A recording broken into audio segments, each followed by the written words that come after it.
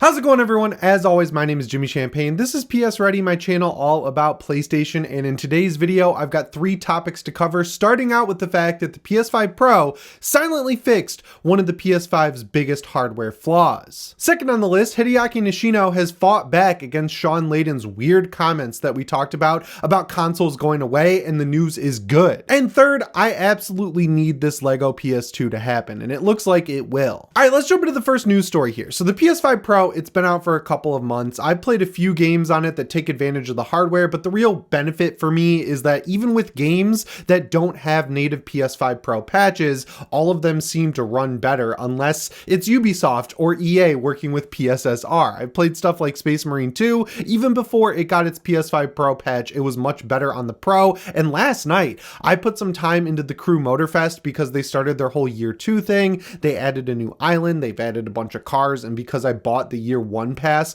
I got a bunch of free supercars throughout the year that I haven't been able to drive yet, so I jumped into that game. It is so much better on the PS5 Pro. A lot of the hitching, frame rate issues, the drops to 50 FPS, those are gone. It stays at a pretty much hard lock 60 FPS, so much like when people act like Ubisoft has no good games, they ignore the ones they don't play, and one of those games is the Crew Motorfest. It's kind of like the antithesis to Ubisoft games. It feels like Test Drive Unlimited from back in the day. So if you're looking for a cool car game to try out and you have a PS5 Pro and you're looking to flex the power of it, I highly recommend this game because it's not a last gen game ported up. It is a next gen racing game, and in my opinion, as far as arcade racers go, I like it more from an arcade perspective than Forza Horizon. I'm kind of getting sick of the like sim arcade mashup and want more just straight up arcade stuff. So I've been really enjoying that game. But one of the cooler features that I haven't seen people talk about with the PS5 Pro is that it fixed one of the biggest hardware flaws of the PS5. So we're going back at least a couple of years for this one. I think maybe even longer, but basically back when the PS5 came out, everyone was tearing it down. They were taking a look at the hardware and the internals that Sony didn't share info on. And one of the weird flaws that they found had to do with the liquid cooling inside the PS5. Now this ended up being a situation that kind of resolved itself because of what I'll talk about in a sec, but essentially the liquid metal cooling for the APU in the PS5, if you kept your PS5 vertically oriented, it would kind of shift and it would have the potential to leak. So your PS5's APU would run hotter than it was supposed to, and then eventually it would break down, and after your warranty expired, your PS5 would be broken, which is bad, right? Like it's kind of like the issue with the CMOS battery in the PS3 and PS4, how when that died, your PS4 or PS3's clock wouldn't be able to set right, and then if it connected to the PSN, it would get a hardware ban on it because it would seem like a hacked console, but then people found out you could just replace the battery. You know, it was something like that. What this ended up being is someone had a PS5 and they sent it in to be repaired, but not by Sony. They took it to a third-party repair place, and when they were repairing the console, they kind of messed around with the APU and the cooling and everything. That caused a little bit of a liquid metal leak, and that's why their PS5 ended up breaking again when they set it vertically, because the liquid metal was either leaking or oriented the wrong way, or there was like air in the APU chamber or something like that. Regardless, it was an issue that could happen, but it's not going to affect 99.9% of the people out there who have PS5s. Because unlike the PS3 and the Xbox 360 and the PS4 Pro, the PS5 is a really well-built machine. I'm still using my launch PS5, and despite the fact that it's had a few weird Wi-Fi issues, I've been using it for 4 years now, and it's still running quietly. It's still running just as good as the day I bought it. No hard crashes, no weird heating issues. It's never force shut off or anything, and the disk drive still works. I watch 4K Blu-rays on it constantly, and it still works unless I'm watching my Once Upon a Time in Hollywood 4K Blu-ray, because that one skips for some reason, which I guess is kind of like a problem with Sony Blu-ray players as a whole, but that's not really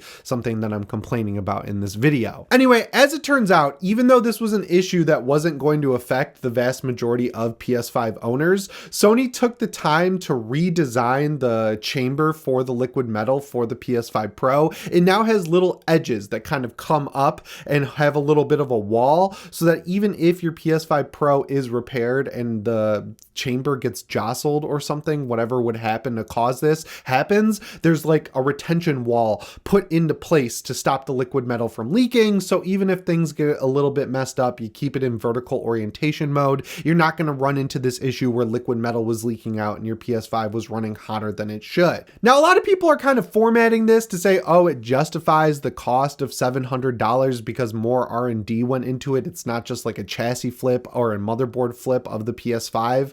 I disagree. I understand the market conditions that caused the price point to be at $700, but I wish more effort went into keeping it a little bit cheaper, just knowing how few people have upgraded from the PS4 to the PS5 to begin with. It could have been a cool way to get people excited to finally ditch their, 10-year-old console at this point and move on to the next generation because, it's cool. It's a legitimately cool machine. And even as someone who played a lot on the PS5, every game I've tried out pretty much on the PS5 Pro, I notice a material difference in the way it looks and runs, which is kind of what I needed to see to feel like the PS5 Pro was worth it. It's future-proofing me all the way up until the PS6 generation. And honestly, with the games that are on the horizon like Wolverine, Intergalactic, and Ghost of Yotei, plus a bunch of others we haven't even heard about yet, I feel like now is the time to invest in the PS5 ecosystem. But if they just got that price point a little bit better, I think it would have been an easy recommended just buy the Pro, buy the best version you can right now because it'll last you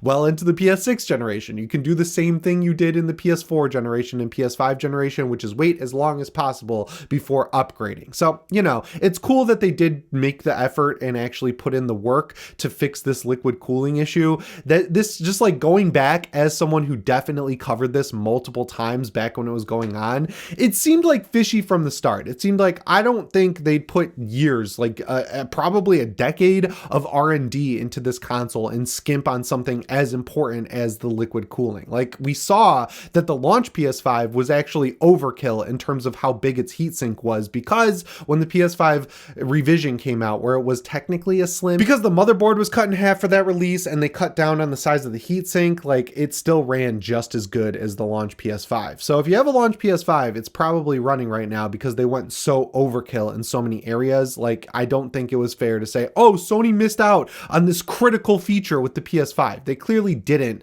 It was just someone repaired it wrong, and then this guy probably wanted his warranty to be covered by Sony because it was so hard to get a PS5 at the time. It's good they fixed it for the PS5 Pro though, just to stop the scam of trying to get free warranty repairs when you broke the warranty. Anyway, that brings me to the second news story here, which is Hideaki Nishino. While Herman Hulst, there's a lot to criticize for him on the game side of things, Hideaki Nishino seems to be the CEO that we needed for the hardware side of the fence when it comes to PlayStation because he did an interview and he said all the right stuff. Obviously, this is spurred on by Microsoft and their insistence that they didn't completely fail as console manufacturers, but that no, trust me, bro, the future is not going to have consoles as a whole. It's not just because we couldn't make a console people wanted to buy. It's because the future is going away from consoles and we're going to force it and everyone's going to accept it, which I don't know, not going to happen. Like, honestly, I'm not going to keep playing games if we get to a future where I don't have a box sitting under my TV that can download or install games from a disc and play them when I'm not connected to the internet. That's completely antithetical to things like single player games, which are what I like to play. Xbox's insistence that consoles are going away, it's clearly because no one wants to buy their console. And like with Xbox Live and charging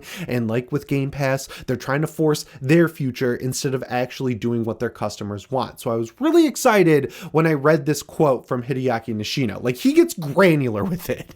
So this is in response to 2 million portals being sold. And of course, you see the Xbots, they're saying, oh, look at Microsoft is ahead of the curve. Everything's going to cloud. And Hideaki Nishino said, some people may misunderstand me when I say this, but if you have cloud gaming on the PS Portal and PS5 games running, they may think that we have already entered the era of cloud gaming. However, you still need a controller and a screen in your hand, and we believe that hardware will not disappear just yet.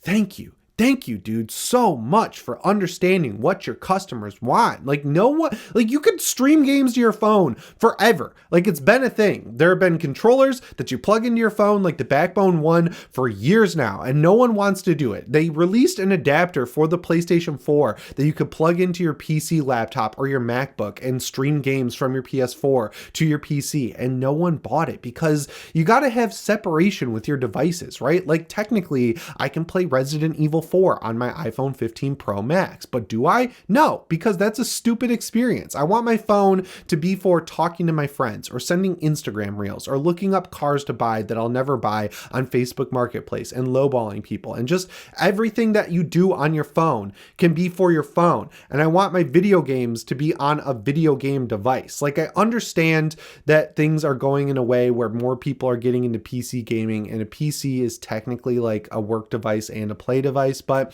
I have a laptop that's a Razer Blade with a 4090 in it. I technically could edit videos on it. I could do all my thumbnail editing on it, but I don't, because I bought that to be a dedicated gaming PC. When I want to edit videos and I want to make thumbnails for Jake Baldino where I make him look like a goofball and put a pink background behind him or whatever, I use my MacBook Pro, because that is the device that was made to be good for video editors and photo editors, right? Like, there's devices that are made for specific tasks. I don't need my phone to be the everything device where I play games with extreme latency, with blocky textures, with disconnections on the internet and everything like that. So to see Nishino come out and say this, it's kind of feeling like a response to Sean Layden's weird takes a couple weeks ago, where he was like, oh, I don't think there will be a PS6. I think, or if there is, where you're saying, oh, I don't think there will be a PS6. I think that will be the last generation if there is a PS6. I don't see that being the case, man. Like, yeah, maybe Xbox gamers don't want to buy an Xbox because if you have a PS5, you can play PS5 exclusives and also Xbox exclusives if you just wait a little while.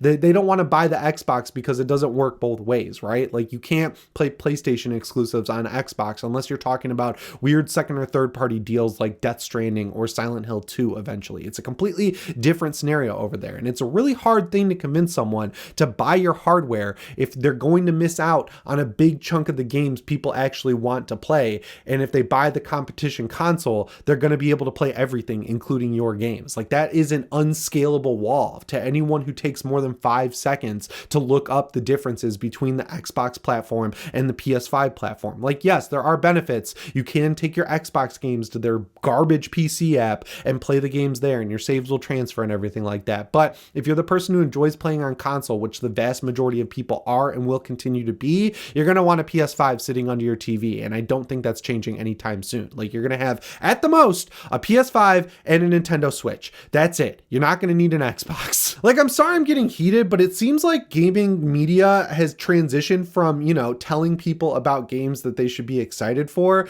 to telling people why they should be excited for whatever the companies are doing, and that if they disagree with it in any way or try to come up with arguments, they're stupid. Like, I just saw this play out over Christmas where the yellow ladder gate came up again, where, you know, IGN did a video saying stop putting yellow paint on everything like that you can climb in a game. And of course, people came to defend the developers saying, well, they play tested it before, and when they don't have the yellow paint, people spend hours running around in a level because they don't know where to go. People aren't saying that there shouldn't be visual cues on where to go. People are saying that it comes off extremely lazy when in Resident Evil 4 and when you're running around the outer walls of the castle, you know exactly where to go because there's yellow paint on the ladder. It's completely immersion breaking. There's no way the zombies, not zombies, whatever you want to call them, in Resident Evil 4 would take the time to paint the ladders yellow. But instead of listening and talking about it and saying, oh, maybe there is a better way to do this, like if people are complaining about it, maybe some R&D and development time for games should go into finding a better solution than just painting everything yellow. Like, I'm not smarter than you just because I'm sitting in front of a camera. I play the same games you do, and I have probably the same complaints you do at the end of the day, because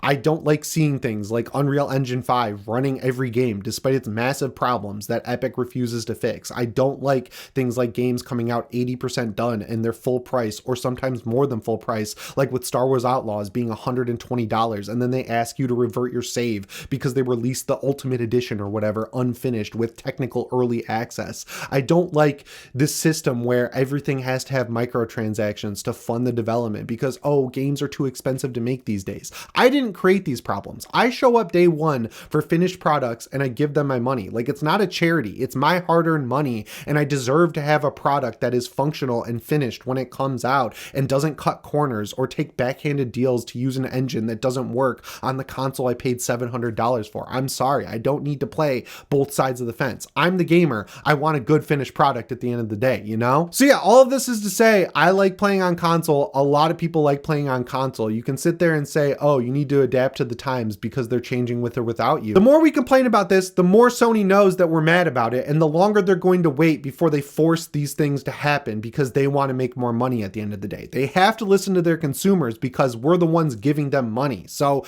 yeah, when I hear, oh, the future is going to change with or without you, I don't care. I want to make sure it takes as long as possible for that change to happen. So I'm excited to hear Nishino saying that hardware is going to stick around. Anyway, let's talk about a great console that had great games on it for its entire generation, the PlayStation 2. I miss that thing, man. I've been playing a lot of PS2 games on my Steam Deck, like Need for Speed Underground 2, and it's been awesome. So basically what's going on here is that Lego has their Lego Ideas program where you can design your own Lego set and then you can upload it to Lego Ideas. People can vote on it. If you get enough votes, Lego will say, oh, we'll take a look at this set, see if we can rework it to make it a sellable product and go out and get the licensing made for it. It's happened for a ton of different sets and it's an awesome program. And some guy made a PS2 that looks like a PS2 that you can open up and see the internals of, and it got enough votes for Lego to take a look at it and actually eventually make it a finished product. So like, I've seen a lot of articles saying that the licensing would be hard to get for something like this. Lego's done it before. I'm pretty sure the Home Alone house is a Lego Ideas set, and also